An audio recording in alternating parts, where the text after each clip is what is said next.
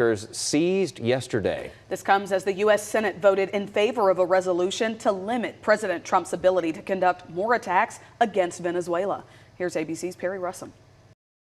New images show the U.S. Coast Guard escorting the MT Sophia after it was seized in the Caribbean, one of two tankers seized yesterday.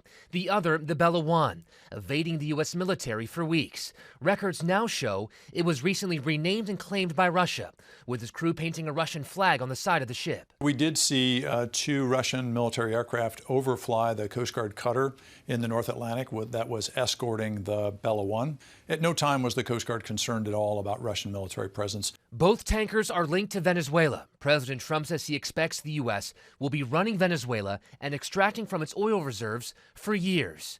In an interview with the New York Times, Trump says, "We're going to be using oil and we're going to be taking oil. We're getting oil prices down, and we're going to be giving money to Venezuela, which they desperately need." Trump acknowledging it will take years to revive the country's neglected oil sector.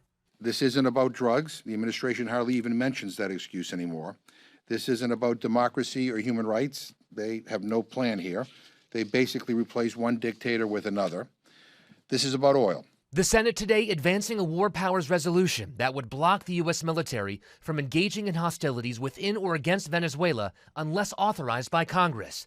The resolution still has to go up for a final vote and would have to be signed by President Trump. It's not going to change anything about how we conduct foreign policy over the next couple of weeks, the next couple of months. 5 Republicans breaking from Trump and voting in favor of the resolution, including Senator Josh Hawley. But to me, this is a prospective thing. If going forward, DOD recommends to him, we need to put troops on the ground in Venezuela.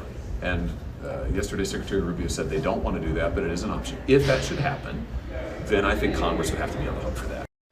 President Trump says today's vote impedes his authority as commander-in-chief, and he calls the War Powers Act unconstitutional. Perry Russell, ABC News, Washington.